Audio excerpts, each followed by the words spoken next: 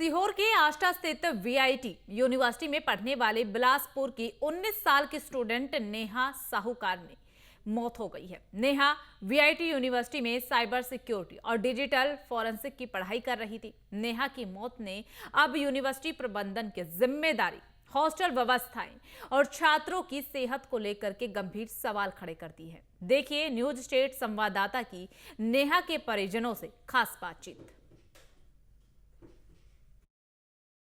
भोपाल के VIT university में CSC second year की स्टूडेंट नेहा साहूकर की स्वास्थ्य खराब होने की वजह से जो है वो मौत हो गई है। प्रबंधन पर कई तरह के सवाल उठ रहे हैं और इसको लेकर जो उनके परिजन हैं उनसे ही बातचीत करते हैं कि आखिर क्या कुछ दिक्कतें हुई थी, कैसे उनकी तबीयत बिगड़ी और कैसे ये मौत हुई है और इसके जिम्मेदार कौन है। उनके पेरेंट्स से उनसे बातचीत करते हैं।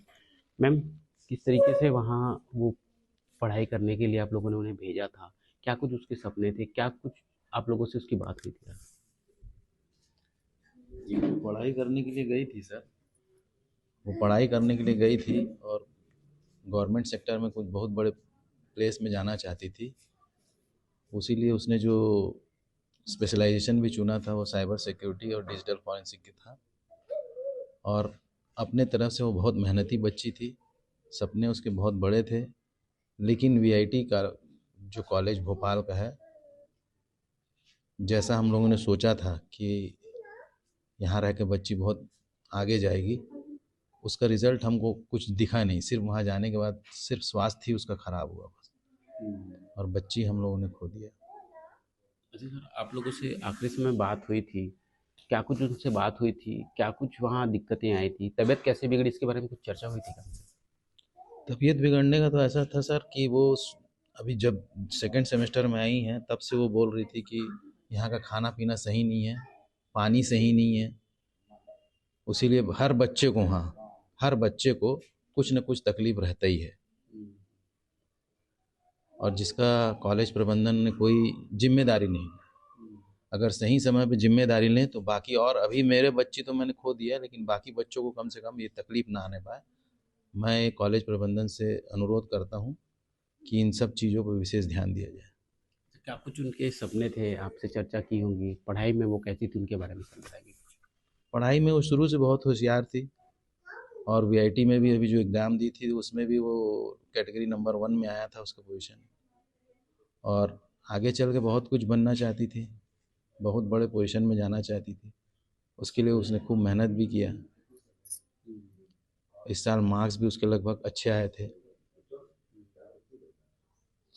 तो 2 साल बाद मेरे को बोली रही, पापा मैं आपको बहुत बड़ा घर और बहुत बड़ा अच्छा पोजीशन में लेके जाऊंगी। आपने जो मेरे लिए मेहनत किया है इतने साल, मैंने उसको शुरू से हर चीज़, सेंट फ्रांसिस स्कूल में यहाँ पढ़ती थी तब से, हर वो चीज़ उपलब्ध कराया है जो उसको चाहिए था।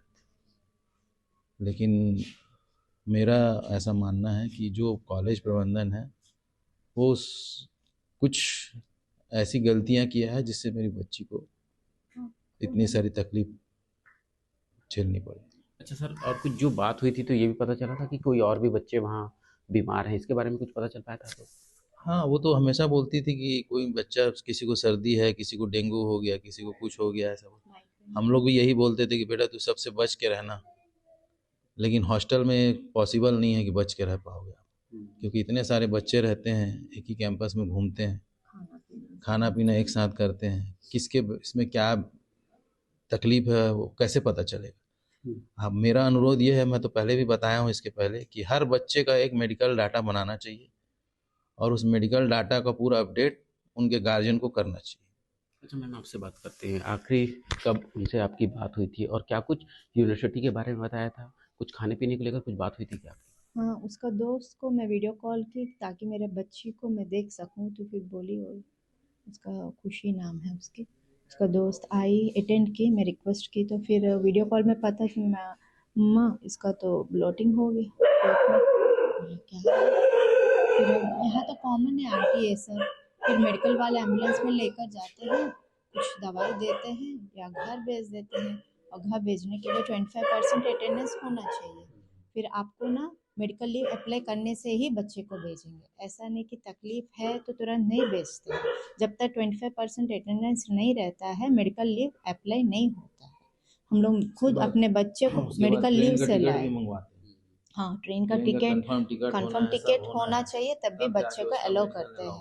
और फिर डॉक्टर से बात करते हैं, फिर उसके बाद इतना सारा वो लोग लेते हैं, उसके बाद ही छोड़ते हैं, ताकि इमरजेंसी में तो बच्चे लोग को हम लोग को नहीं देते हैं पेरेंट्स। ये नेहा साहूकर के परिजन हैं, इनका रो रो कर बुरा हाल है, क्योंकि इनकी जो बच्ची थी, बड़े बड़े सपने थे, वो सपने अधूरे ही रह गए हैं।